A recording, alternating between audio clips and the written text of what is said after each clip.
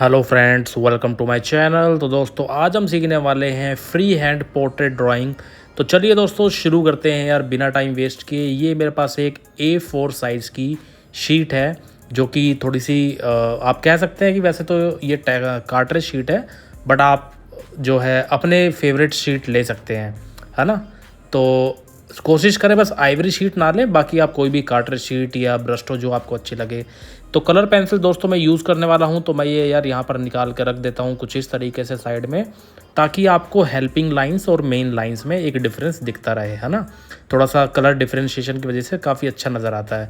तो ये यार एक पॉलीक्रोमोस की पेंसिल है। इस शीट पर सबसे पहले मैं अपना एक काम करूँगा कि लगभग सेंटर से थोड़ा सा ऊपर एक हॉरिजॉन्टल लाइन को इस तरीके से बनाऊंगा और रिपीटेशन बार बार इस तरीके से करूंगा, सो लाइक कि वो एक आर्टिस्टिक अप्रोच लगे देखने में। हमेशा याद रखना है दोस्तों, सिंगल लाइन अप्रोच कभी नहीं करनी है आपको। जब इस तरीके से आप काम कर लोगे तो इस हॉरिजॉन्टल लाइन को हमें दोस्तों डिवाइड करना है 5 इक्वल पार्ट्स में। तो यहाँ पर यार 5 इक्वल पार्ट्स में डिवाइड करने के लिए हो सकता है कि आपको प्रॉब्लम फेस हो डायरेक्ट फ्री हैंड में, तो आप स्केल को ऐसे रख लो और यहाँ पर जैसे ही देखो 18 सेंटीमीटर है लगभग, है ना। तो हम इसमें काम कर देते हैं 3 सेंटीमीटर के अकॉर्डिंग 15 सेंटीमीटर इसको हम डिवाइड करते हुए चलेंगे। तो यहाँ पर कैसे करेंगे, पहले मैं देखो स्केल को थोड़ा अकॉर्डिंग टू दिस लाइन रख देता हूँ। उसके बाद लाइन मैचिंग करेंगे 12, 15, 9, 6, 3 और 0। तो यानी कि 3 का जो पहाड़ा है वो हमने दोस्तों यहाँ पढ़ के 5 इक्वल पार्ट्स में इसको हमने डिवाइड कर लिया है। सबसे पहले आपको यही काम करना है। आप चाहें तो दोस्तों ग्रेफाइट के साथ भी कर सकते हैं, कोई दिक्कत वाली बात नहीं है। इन लाइनों को थोड़ा सा मैं इस तरीके से एलोंगेटेड थोड़ा लंबा कर देता हूँ ताकि अब आपको अच्छे से दिखाई दे। First, second, third, fourth and fifth. अब इसमें जो आपके मेन पार्ट्स रहने वाले हैं वो ये है कि अब आपका जो आइज़ बनेगी वो सेकंड और फोर्थ वाले पोर्शन में हमें जो है बनानी होगी। तो यहाँ पर मैं इस तरीके से आर्टिस्टिक अप्रोच यहाँ पर देता हुआ चल रहा हूँ। दोस्तों पूरी वीडियो आपको अच्छे तरीके से समझाने के लिए मैंने बनाई है। इस 20 मिनट को अगर आप अच्छे से देख लेंगे तो डेफिनेटली आज के बाद आप फ्रंट फेस को बनाने में कोई भी प्रॉब्लम फेस नहीं करेंगे। अब यहाँ पर दोस्तों थोड़ी सी डार्क ब्राउन कलर पेंसिल मैंने यूज़ की है फॉर द आई शेप, यानी कि अब आपको अच्छे से आईज़ की शेप नज़र आए, इसीलिए मैंने यहाँ पर जो है थोड़ा सा एक डिफरेंट कलर यूज़ करना शुरू कर दिया है। अब आप देख सकते हैं कि मैंने जो आई की शेप बनाई है दोस्तों वो बिल्कुल फोर्थ पोर्शन में ही है, उससे बाहर नहीं निकल रही है। ऊपर का पोर्शन अलग है, नीचे का पोर्शन अलग है, और जैसे ही हमने ये आई बॉल बनाया ये close to the lower line of eye, नीचे वाली जो आंखों की लाइन है उसके पास है। ये ज़्यादा ऊपर होगा अगर आई बॉल तो वो देखने में अजीब लगेगा। अंदर हमने जो है प्यूपिल फिट कर दिया और वाइट लाइट फिट कर दी है। ऊपर की लाइन को आप हमेशा थोड़ा सा ज़्यादा डार्क करते हुए चलें शुरू से ही, ताकि वो एक जो डोमिनेटिंग फैक्टर है ना अपर आई लाइन का वो दिखाई दे। होता क्या है दोस्तों कि अपर आई लाइन हमेशा ज़्यादा आईलैशेस के साथ भी भरी रहती है, चाहे मेल हो चाहे फीमेल हो। उसके बाद ऊपर हमने ये अपर आईलेड को बनाया जो कि बिल्कुल पैरेलल होता है हमेशा आपकी आईज़ की ऊपर वाली लाइन के, है ना। नीचे की तरफ आप हल्का सा लोअर आईलेड ऐसे बना देंगे एंड देन उसके बाद जो भी हल्की फुल्की फिनिशिंग आपको देनी है वो आप इस तरीके से देते हुए चलेंगे। तो मतलब एक बढ़िया आपके पास एक आउटकम यहाँ पर रेडी हो गया है। अब हमें इसे बनानी है सेकंड आई। तो इसके सामने बिल्कुल ये देखिए आई डस्ट के बिल्कुल सामने मेरी सेकंड वाली आई जब बनेगी उसका भी आई डस्ट बिल्कुल इसके सामने ही होगा। ऊपर नीचे हो जाने की वजह से ये आई डस्ट दोस्तों आँखों में ना बड़ा एक अटपटापन आने लगता है। और वो कैसा अटपटापन है कि आपको आंखें कभी ऊपर दिखाई देंगी कभी नीचे, लेफ़्ट वाली ऊपर तो राइट वाली नीचे, राइट वाली ऊपर तो लेफ़्ट वाली नीचे। इसलिए आई डस्ट हमेशा आमने सामने होना चाहिए। साइज़ तो हमने यहाँ फिक्स कर लिया है, चौड़ाई, शेप भी अब बढ़िया तरीके से आपकी हल्की फुल्की बन गई है। थोड़ी बहुत डिफ्रेंशिएट कर सकती है आंखों में लेफ़्ट और राइट में, लेकिन आई डस्ट नहीं होना चाहिए इधर उधर। आई डस्ट बिल्कुल आंखों के आमने सामने। और अभी ये आई बॉल बना के उसके अंदर वाइट लाइट एंड प्यूपिल ये बनाया बढ़िया तरीके से। दोस्तों ये प्रोसेस अब देखो हो चुका है। सेम चीज़ इसमें रिपीट करेंगे, lower line, upper eyelid, lower eyelid and then उसके बाद फिर हम दोस्तों इसमें आईब्रो बनाना शुरू करेंगे। तो मैं पहले यहाँ पर इसको इस तरीके से डिपिक्ट कर देता हूँ सो डैट आपको भी ये क्लियर हो जाए। अब इतना बन जाने के बाद दोस्तों हमारा अगला काम है कि यार हम इसके अंदर अपना जो है आईब्रो को बनाना शुरू करें। और थोड़ा सा बढ़िया तरीके से इसको फील कराने के लिए भाई, है ना। देखो अब मैं कैसे आईब्रो शुरू करूँगा वो आप देखना। आईज़ की शुरू की लाइन और जो लास्ट लाइन है, ये बात ध्यान रखना है, आईब्रो हमेशा बड़ी बननी चाहिए आपकी आई लेंथ से। तो आईबॉल के पीछे मैंने वर्टिकल लाइन इसलिए बनाई है ये, ताकि आप आईब्रो को यहाँ से ऐसे टर्न कर सको, ये हल्का सा चेंज ला सको। आपको पता चल जाएगा कि इतने एरिया के बाद मेरी आईब्रो के अंदर एक टर्न आ जाना चाहिए, थोड़ा सा घुमाव आ जाना चाहिए, कि वो ऐसा लगे कि वो आईब्रो पीछे की तरफ जा रही है ना। और लेंथ हमेशा आई की लेंथ से बड़ी ही रखनी है।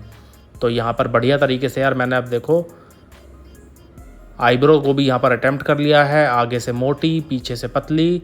सेम चीज़ अब मैं लेफ़्ट साइड दोस्तों रिपीट करूँगा। तो इसी चीज़ का रेफरेंस लेते हुए ऐसे ये देखो, है ना, लाइन बनाई। अब यहाँ पर मैं अपनी आईब्रो बनानी शुरू करूँगा। सेम चीज़ दोस्तों फिर मेरी बन जाएगी। ये देखो पीछे जितना गैप है ना, यहाँ पर ये जो गैप है, ये गैप मैं यहाँ पे भी डाल दूँगा, ताकि मेरी दोनों तरफ का जो बैलेंसिंग प्रोपोर्शन है वो बढ़िया तरीके से चलता रहे, बिना किसी स्केल के। दोस्तों हमने जो है आप देख सकते हैं, बस स्केल को मैंने शुरू में ही डिवाइडेशन के लिए यूज़ किया था फॉर द 5 इक्वल पार्ट्स। उसके बाद आपका सारा काम बिना किसी स्केल के करना है आपको। तो अब यहाँ पर हमने आईब्रो को बना दी है। अब उसके बाद दोस्तों कैसे हमें नोज़ बनानी है वो चीज़ हम सीखेंगे। तो स्टेप बाय स्टेप अब हर चीज़ पे ध्यान देते हुए चलिएगा। यहाँ पर बढ़िया तरीके से हल्का फुल्का शेड या हल्की फुल्की लाइन, हैचिंग, क्रॉस हैचिंग आप करते हुए चल सकते हैं। अब क्या करना है भाई, ये देखो आँखों के बीच में ये जो गैप है ना, ये वर्टिकल लाइन में यहाँ बना देता हूँ ऐसे, और राइट साइड भी इस तरीके से वर्टिकल लाइन बना के इनके बीच में बिल्कुल, है ना, इनके बिल्कुल बीच में आपको ऐसे वर्टिकल लाइन बनानी है, जो कि दोनों पार्ट्स को इक्वली डिवाइड कर रही है। तो यहाँ से लेके यहाँ तक, बीच वाले पॉइंट से लेके यहाँ तक, है ना, जहाँ आँख फिनिश हो रही है। तो ये देखो मैंने अंगूठा पीछे रखा, निब को आगे रखा, और इतना एरिया नापने के बाद उसी मिड पॉइंट से नीचे की तरफ निशान लगाया। तो यानी कि ऑलमोस्ट 1.5 आपकी नोज़ की लेंथ होती है। 1.5 का मतलब है 1 और आधा, है ना, 1.5 गुना। तो इतनी हमें जो है लंबाई अभी ये कर देनी है, ऐसे खींच के लंबी लाइंस बना देंगे। और अब इसके बाद इस बने हुए पोर्शन को, है ना, इस बने हुए रेक्टेंगल को हम 3 भागों में डिवाइड करेंगे बराबर बराबर। तो आप देख सकते हैं ये 3 हिस्सों में कैसे डिवाइड करेंगे। तो हमने इस तरीके से अपनी लाइनें बनानी यहाँ पर शुरू कर दी है। और जो कि आपको दिख रहा है दोस्तों अलग तरीके से एक किट कैट चॉकलेट की तरह यहाँ पर ये चीज़ नज़र आने लगी है, कैडबरी की। 3 इक्वल पार्ट्स में डिवाइड कर देने के बाद अब आप जो बिल्कुल नीचे वाला हिस्सा है उसके अंदर अपनी नोज़ बनानी शुरू करेंगे। तो नोज़ की आउटर शेप, नोज ट्रिल, सारी चीज़ें दोस्तों हम इसमें अकॉर्डिंग टू द रेफरेंस बनाएंगे, जिस रेफरेंस को आपको कॉपी करना है उसके अकॉर्डिंगली।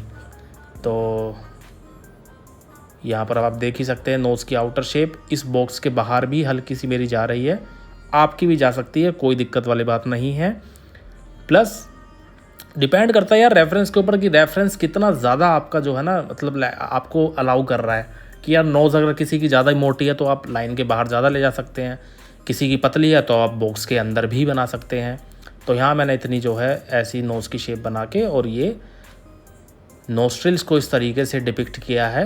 आप लोग भी इस तरीके से बना सकते हैं, मेरे साथ साथ ही बनाना शुरू करेंगे तो ज़्यादा बेटर आपको फील होगा। 20 मिनट में मात्र आप आज पोर्ट्रेट बनाना सीख जाएंगे। अब इसमें इस तरीके से कर्व दे के हल्का हल्का लाइंस में ऊपर की तरफ दोस्तों मारता हुआ चलूँगा। तो ये लाइंस मारने के बाद मुझे अब यहाँ पर रियलाइज़ होगा कि हाँ यार मेरे नोज़ की शेप अब आईब्रो के नीचे वाले कर्व से नीचे तक बिल्कुल बढ़िया तरीके से आने लग रही है। एंड देन उसके बाद कोई प्रॉब्लम नहीं है दोस्तों, बढ़िया तरीके से यहाँ काम चलने लग रहा है। फिनिशिंग के लिए आप थोड़ी सी शेडिंग भी कर सकते हैं, थोड़ा एक्स्ट्रा रिच लुक आता है हमेशा थोड़ा जब आप शेड करते हुए चलते हैं अपने स्केच में।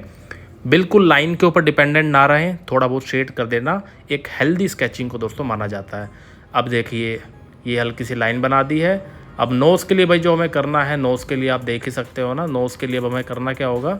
नोज़ के बाद अब जो लिप्स बनाने हैं तो लिप्स के लिए भाई अब ये देखिए ये जो नीचे का पार्ट है ना हमारा लिप्स का और नोज़ का, तो यहाँ पर मैं जो है भाई इसकी जितनी वर्टिकल लेंथ होगी, पहले मैं उसको एक बार इसको थोड़ा सा डार्क करके आपको दिखा देता हूँ कि यार किस तरीके से आप मार्किंग करेंगे। थोड़ा बहुत नोज़ की यहाँ पर शेड और लाइंस लगा देने के बाद फिर आपको पता चलेगा कि हाँ यार लिप्स के लिए हमें कैसे अपना जो है मार्जिन लेते हुए चलना है। तो ये देखिए इतना लुक आ जाने के बाद अब हम रेडी हैं अपने लिप्स के लिए।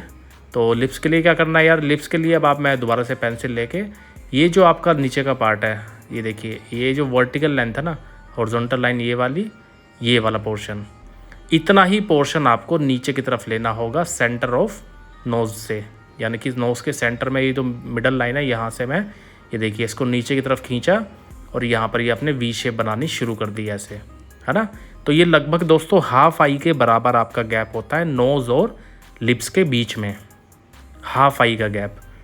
तो ये हमने वी शेप बनाई और बढ़िया तरीके से वी शेप बनाने के बाद ये देखो आईबॉल की शुरुआत से मैंने वर्टिकल लाइन बनाई है और आईबॉल की शुरुआत से वर्टिकल लाइन बनाने के बाद यहाँ तक ये लिमिट है कि यार आप लिप्स ना यहाँ तक तो ज़रूर बनाओ या इसके बिल्कुल क्लोज तक ज़रूर बनाओ।